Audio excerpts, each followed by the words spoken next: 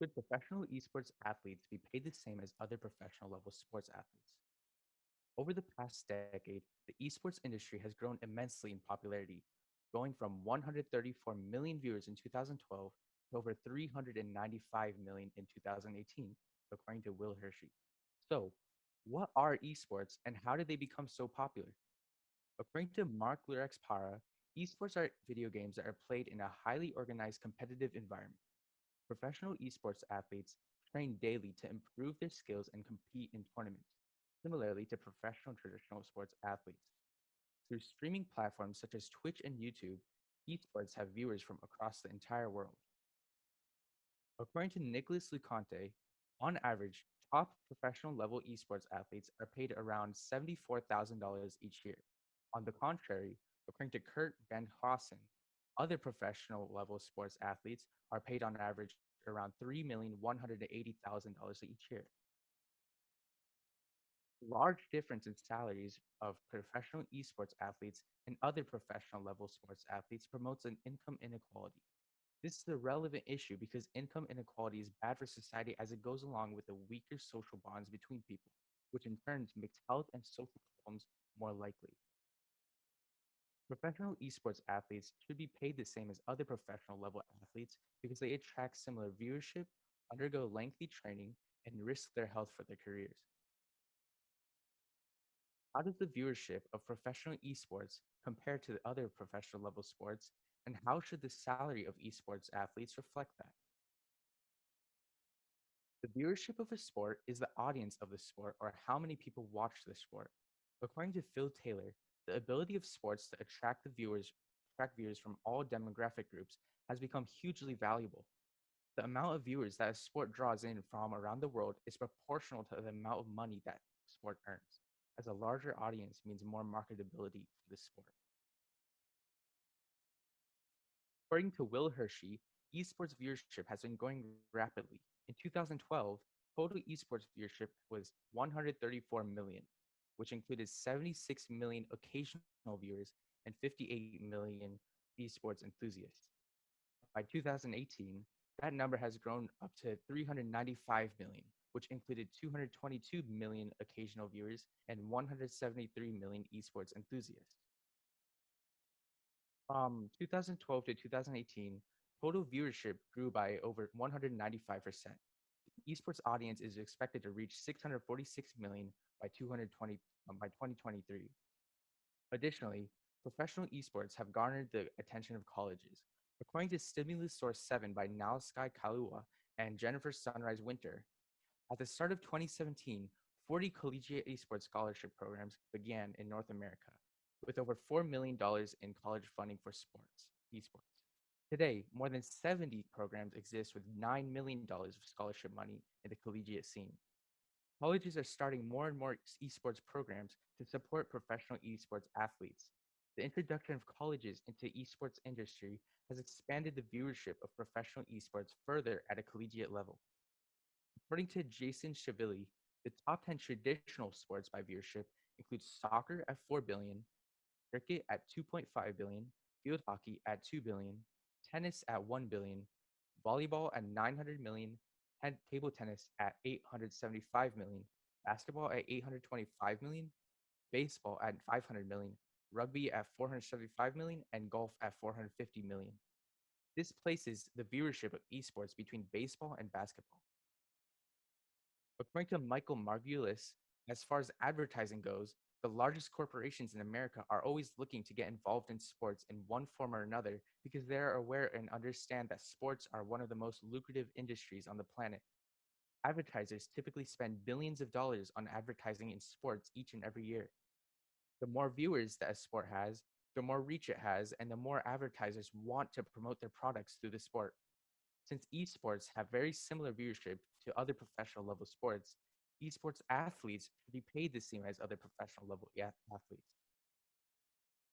How does the training of professional esports athletes compare to the other professional level sports athletes? And how does the salary of professional esports athletes reflect that? The extensive amount of training that a professional traditional sports athlete undergoes is one aspect that gives them their high average salary. According to Siddharth Sachde, A typical pro athlete would train around 5 to 6 hours a day, 6 days a week. An average fit individual would struggle to make it through one of our warm ups. Professional esports athletes are no different in terms of the amount of effort they put into training. According to Pavel Markinov, teams usually practice together for 8 hours a day, including weekends. So roughly, they train 50 hours a week, and this is just group practice. Professional esports athletes spend just as much, if not more, time training their skills than other professional level sports athletes. Since professional esports athletes train to similar extents as other professional level athletes, they should be compensated with a similar amount as other professional level athletes. How do the health risks of professional esports compare to other professional level sports, and how should the salary of professional esports athletes reflect? According to Eladi Picado, professional athletes sacrifice more aspects of their lives, especially their health. Players put their bodies in danger daily. A reason why professional level sports athletes are paid so high is because of this risk. No person would risk their well being without good compensation. On that note, professional esports athletes are also exposed to the risk of personal health issues. According to Milan Cesal, Dr. Zuebel says his past research found 56% of esports athletes experiencing eye fatigue, 42% report neck and back pain, 36% wrist pain, and 32% hand pain. With over half of professional esports athletes experiencing eye problems over their career, esports athletes are risking their health while pursuing their careers. According to Tim Fitzgerald, athletes and sports competitors suffer 2,000 injuries per 10,000 workers.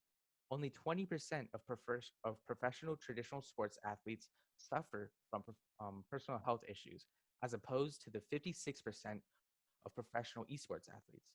This means that professional esports athletes are at an even higher risk of health issues than other professional level sports athletes.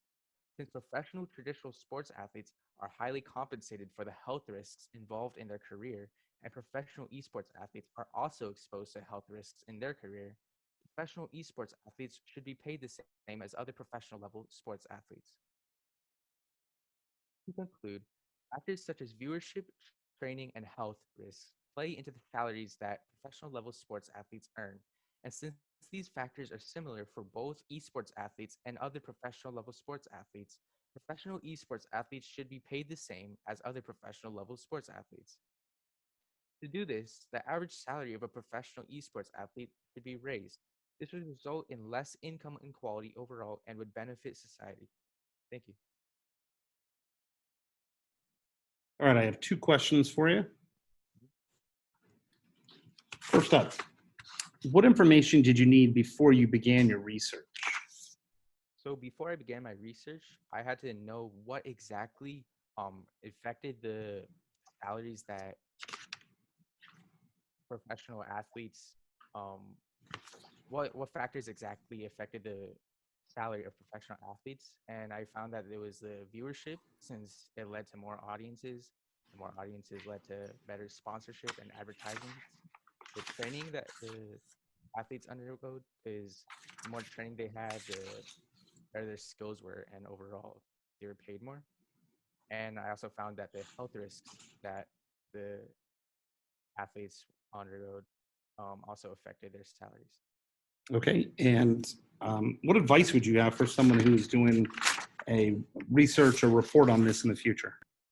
So some advice I'd have for somebody else who would be doing research on this topic would to be rather than focusing on um, the differences, because obviously there's many differences in the ways that traditional sports athletes and esports athletes do things, such as the way they train and how traditional athletes are more physical than esports athletes. Um, but they need to anybody else who's researching this topic, they should understand that there's other factors that come into play, especially in the salary of these athletes, rather than the physicality of the things that they do. We're